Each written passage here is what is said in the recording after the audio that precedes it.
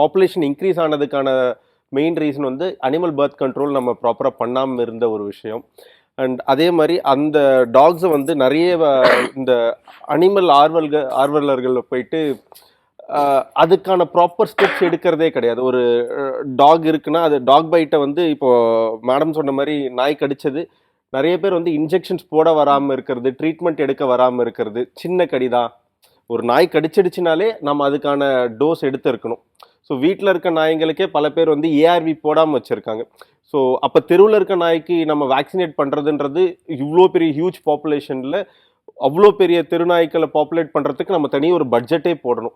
So இதை நீங்கள் as a ஹோலாக நம்ம சின்ன விஷயமா இதை பேசிட முடியாது. இதுக்கு இந்த மாற்றத்தை கொண்டு வரணும்னா இது ஒரு பெரிய லெவலில் கொண்டு வரணும்.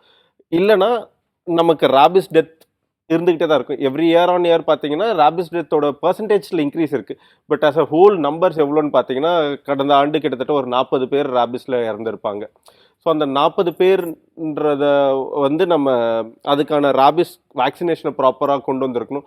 அது ஸ்ட்ரீட் டாக்ல இருந்து வந்ததாக இருக்கணும். இன்னொன்றுனா நம்ம எல்லாருமே ராபிஸ் வர்றது வந்து நாயிலிருந்து தான் வருதுன்னு ஒன்று ஒரு பார்வையில் பேசுகிறாங்க. அப்படி கிடையாது. பூனை கடியால் ராபிஸ் வருது, குரங்கு கடியால் ராபிஸ் வரும், பேட்டுக்கால ராபிஸ் வரும். ஸோ இந்த மாதிரி எல்லா அனிமல்ஸோட இதுலையுமே இருந்து நம்ம பெட் அனிமல்ஸ் அப்படின்னு வளர்க்குற அனிமல்ல இருந்தும் ராபிஸ் வருது. ஸோ இதை பிரித்து பார்த்து இங்கே பிரச்சனை இருக்குது, அந்த பிரச்சனையை சரி பண்ணுறதுக்கான சரியான ஸ்டெப் எது அப்படின்றத எடுத்து வைக்கணுமே தவிர்த்து அதை விட்டுட்டு எல்லாருமே வந்து ஒரு எமோஷ்னல் பர்ஸ்பெக்டிவ்ல இருந்து பேசாமல் இங்கே பிரச்சனை இல்லை, இது ரெண்டு சைடாகவும் பார்க்கக்கூடாது. இது வந்து ஒரு பிரச்சனை, அந்த பிரச்சனைக்கான க்யூர் என்ன அப்படின்றத மாதிரி பார்க்க ஆரம்பித்தா இது ஈஸியாக சார்ட் அவுட் பண்ண முடியும்.